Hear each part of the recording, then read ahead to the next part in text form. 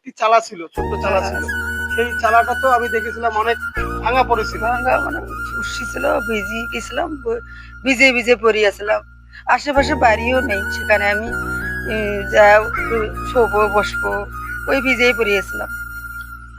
আসসালামু আলাইকুম প্রিয় বন্ধুরা, আজকে আমি এই হতভাগিনী মায়ের সঙ্গে আপনাদেরকে পরিচয় করে দিব। তো ইনি অতীতে অনেক কষ্টে ছিল, এনার একটি ভাঙা চালা ছিল। তো ইনি আমাকে জানিয়েছেন ওই চালাটার মধ্যে উনি থাকতে পারতো না, বৃষ্টি আসলেই ওনার সমস্যা হয়ে যেত, ভিজা শরীরে রাত্রি যাপন করতেন। আশেপাশে কোনো বাড়ি না থাকায় সে বাড়িতে উনি যোগাযোগ করতে পারেন। তো এনার সঙ্গে একটু কথা বলবো। আসসালামু আলাইকুম।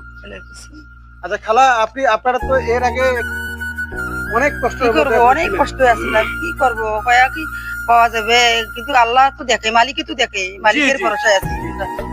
তো অবশেষে নজরে আসায় আমরা এসে দেখি সব এনার বাস্তব চিত্র। আসলেই খুব করুণ অবস্থায় ইনি ছিলেন, অনেক দুঃখ কষ্টের মধ্যে ইনি ছিলেন। এনার জন্য বরাদ্দ করা হয়েছে এই ঘরের নির্মাণ ব্যয় হচ্ছে ৬২,৪০০ টাকা। তো এনার জন্য এই ঘরটি আমরা উত্তোলন করতে সক্ষম হই। আপনাদের দোয়া এবং ভালোবাসা ছিল বিদায় হয়েছে ইনশাআল্লাহ।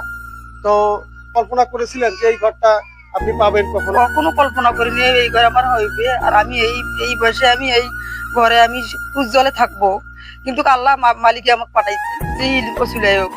এইটাই আমার খুশি, অনেক খুশি। এই খুশি তাহলে আমি আমার সব কিছু করার আমার তৌফিক দেয়। আমি সব সময় তোমার দোয়া করবো, যতদিন আমি 10 বছর আমি হাত চাইতেছি, আল্লাহ তুমি আমাকে 10 বছর হাত দাও, আমি 10 বছর আমি এগিয়ে আসতেছি, আল্লাহ কবুল করুক, আমি। তো আপনি এই ঘর পেয়ে খুব খুশি আছেন? অনেক খুশি, এই সেই খুশির দ্বারা আমি সেদিনে আমি 8 জন আমার সাথীকে আমি ধরি বসিয়ে আমি দোয়া কালাম করে নিছি, আল্লাহ যে আমার এই রুমে ঘর দিছে, আল্লাহ তাকে তুমি তৌফিক আরো বেশি বেশি করে তৌফিক দাও, তারা যেন আরো আমার মতন অসহায় জন দিতে পারে। আমি অনেক খুশি হয়েছি। আমি আমার যে সাথী আছে আমার মানে আমার ইমানের।